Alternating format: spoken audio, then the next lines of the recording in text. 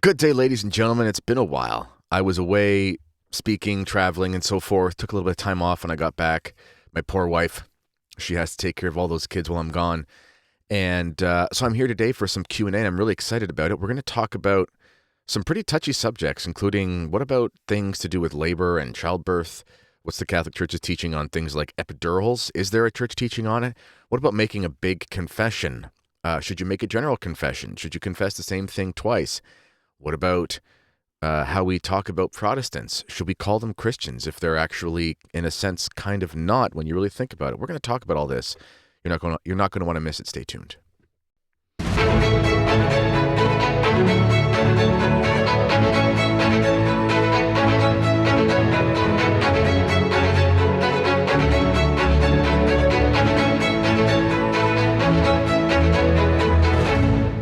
All right, my friends, good to be back. Before we begin, I do want to extend an invite to the Holy Land, especially to my subscribers. I mean, anyone, but those of you who I interact with pretty frequently in the chat, I would love to see you. I'd love to meet you in person.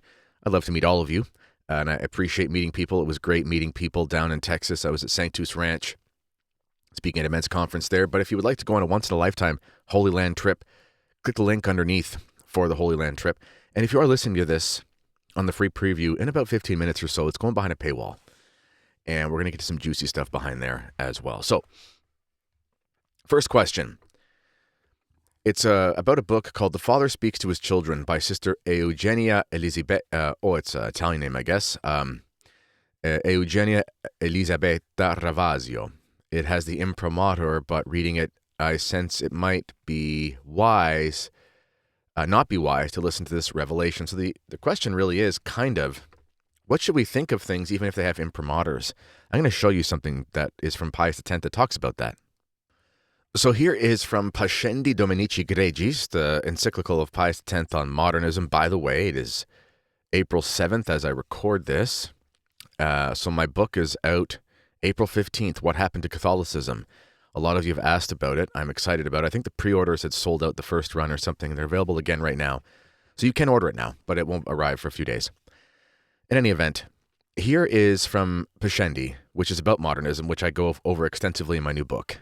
And he's talking about what bishops should do to help with the modernist problem. And I'll read some of this here because he talks about imprimaturs, and he's talking about what to do with censorship in the diocese. He's talking about what to do with publishing books in the diocese in his domain. The bishop does have authority to say, you have to understand that the authority of bishops is obviously one of like coercion and influence in the sense of direct authority over the souls. So it's not like he can throw someone in jail for producing a book that he's not supposed to. But if he says to a soul, you cannot call this a Catholic book, and then if he doesn't listen, he can give him an interdict to the sacraments, things like that. He has that power over him. I think something like that happened with Church Militant. They weren't allowed to call it, I think it was called Real Catholic TV, and the bishop said, you can't call it Catholic or something like that. So they called it Church Militant. But anyway, so here he says, nor are you to be deterred by the fact that the book has obtained an imprimatur elsewhere. So he's saying, you can even say that books can't be sold or published in your diocese, even if somebody else gave it an imprimatur. And he says, both because this may be merely simulated, and because it may have been granted through carelessness or easiness or excessive confidence in the author, as may sometimes happen in religious orders. So what's super common is, hey, this is the Benedictine monastery. They're known for being great spiritual writers. It's like, I don't even have to read this, Which, in a sense, you understand why that happens, especially if someone's a great author. But we've seen in the past that things like this have gone astray, especially with authors like Jacques Maritain. There's always two Jacques Maritain.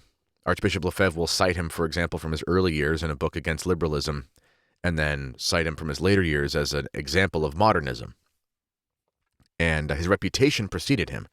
So people kind of just gave Jacques Maritain the free rein to do stuff, but his views became heterodox, or at least adjacent to heresy later in his life.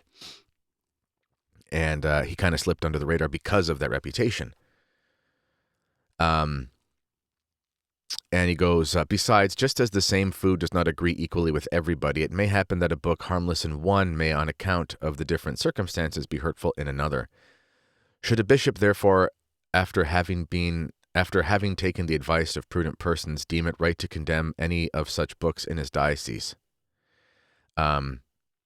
We not only give him ample faculty to do so, but we impose it upon him as a duty to do so. And he's going on here about, as I said, even books with imprimaturs might not actually be good. For one, the imprimatur is not infallible. The bishop may have made a mistake. And also, there are certain circumstances where maybe the book just isn't for you, and that's fine. So I hope that answers your question in general, even though I don't know anything about this book particularly, but I think it does apply. Next question. Do you have any podcasts or videos on your book, Terror of Demons? I really enjoyed listening to you read from your most recent books. Thank you, and a blessed feast of St. Joseph. I don't have any podcast or videos on that, but I maybe should do something. I've been presenting at men's conferences, so I do have some material. I'm going to put that on the back burner, and maybe I should do some sort of series, because there's been some stuff on masculinity in the Catholic sphere that's been bugging me. But thank you for the question. That should have its own thing. Okay, could you please discuss the sacrament of penance, especially in regard to making a big confession once or twice a year? So I'll answer that first part. Yes, it's good to make a general confession. There are basically two ways of making general confessions. The one way is your first basically big confession back after a long hiatus. That's a big general confession. I made a couple of those. I made my first one when I came back to the sacraments about 10 years ago. Yeah, about 10 years ago. And that was my big one where it was like, man, these are the big ticket items I got to confess. I thought about it. I practiced it. It didn't take very long. It took 5 minutes or 7 minutes or something. I didn't cry or anything like that. Some people do. Not that I'm adverse to tears. I am an Italian man, and if you know anything about Italians, we'll cry at a good lasagna, so I'm not like above crying if the situation calls for it. But I just did in that circumstance. And in any event, that was my sort of big one. But then, the thing about confession is that, you say it in confession, I am sorry for all these sins, et cetera, et cetera, for these and any other sins I may have forgotten, I am truly sorry. Later on, after you start living in grace, you start to sort of remember things, and you want to get those things off your chest. And while I won't go into the specifics here, but you are forgiven for all your known mortals. Like when you confess all your known mortal sins, you're forgiven. You're in a state of grace. But it's spiritually beneficial to confess things that you remember later on. If it's eating at your conscience, it's good to go confess that because you'll receive grace for that. And that's just a good thing to do. So I made another confession, about a year later, whenever it was, where it was like, I've been living in a state of grace for a while, do my best, that sort of thing. And there was a traveling priest at like a mission conference thing. And he was doing these general confessions and I did it. It was great. And then since that time, every once in a while, usually leading up to Advent or leading up to Christmas or Easter, I'll do sort of like a general confession kind of for the year. Some people like to do not like isn't that the right word, but they see it helpful to do a general confession of like their whole lives again. And that can often happen at the end of an Ignatian retreat, which there's a reason for that. But it's just in general, it's good to make a good confession at least once a year. It's very humbling. You said in the question as well, we've been attending an SSPX chapel for less than a year, and the concept is new to us. And second part of the question, any additional thoughts and advice for a newcomer to tradition are appreciated. Okay, this is a big one, and I think this will require its own show. What to do if you're new to tradition. This is something that comes up a lot. I've discussed it in other spots a little bit, but I am going to do its own thing on this, like a 15, 20-minute explanation on its own, because it's a really good topic. So we'll put a pin in that, and I'll record that very soon. But thank you for that part of the question, but I promise. You're new to tradition, what to expect. Next question is a little simpler. says this one may poke the hornet's nest even more, but why do we, the church at large, call non-denominationals and Protestants Christians? I dare say that I think someone is not actually Christian if they're not Catholic. I want to be sure I am not committing a heresy, though, or a sin in some sort of casting judgment in some type of way on them. I understand this may more relate to language and terminology, but any extra insight, thoughts are helpful. Yeah, this is a great question. There are two schools of thought.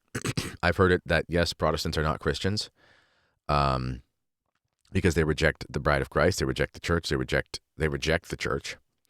They reject Christ, therefore, so they can't be called followers of Christ.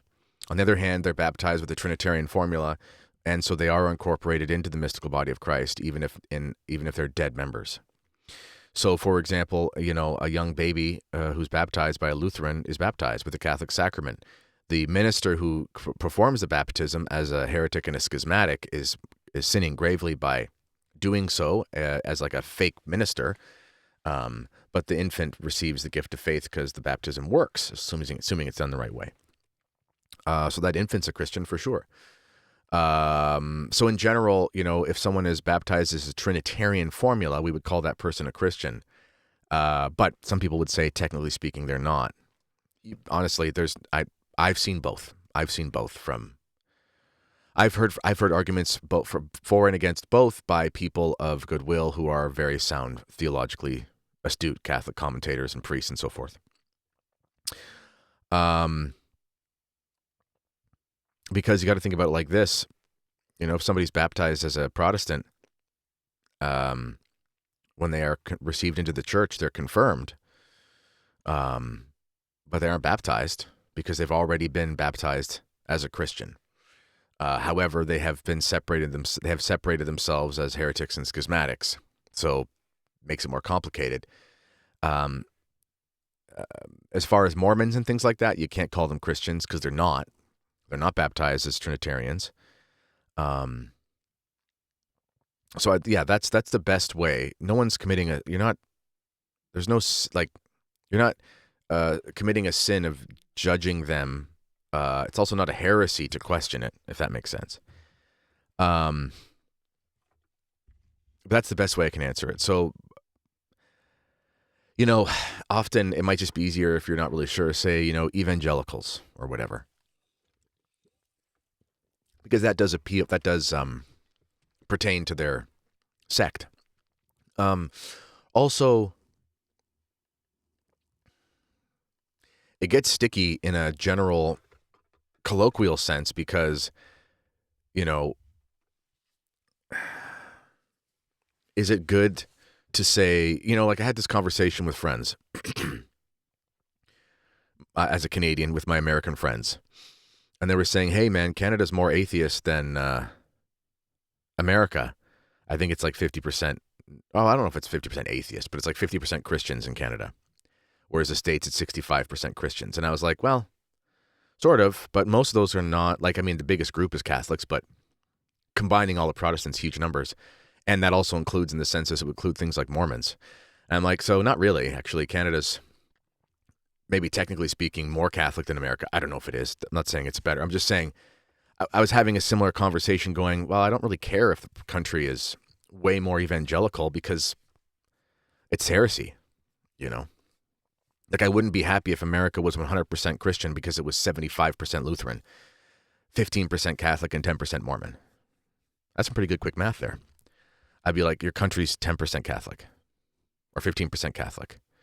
The rest of it is heretics. Like it's not good. So yeah, I totally understand what you're saying, but in a basic kind of sociological, anthropological sense, baptized in a Trinitarian formula, Christian baptism, what they do later in life, up to them. Categorically speaking, do they count as a Christian in a sense? Yeah. Is it helpful to include like this general Christian thing? No, because the word Christian refers to a Catholic, in the original sense. So it's kind of complicated, but there's no. You got to use words in conversation, so don't sweat it, I guess is the best way to put it. All right, going behind a paywall for all of those of you who are listening on podcast platforms and YouTube and so forth. click the link underneath. And for those who are already signed up, I'll see you on the other side.